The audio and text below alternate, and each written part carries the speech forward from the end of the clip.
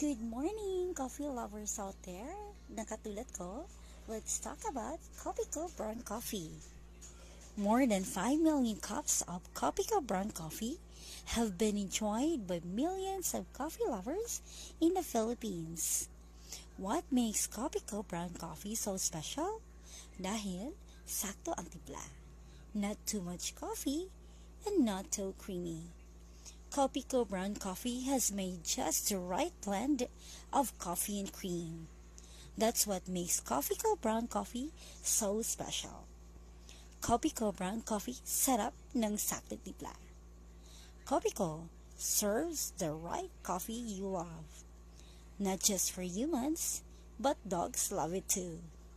Just a reminder, joke ra bitaw na. Pero, Kopiko, baka naman.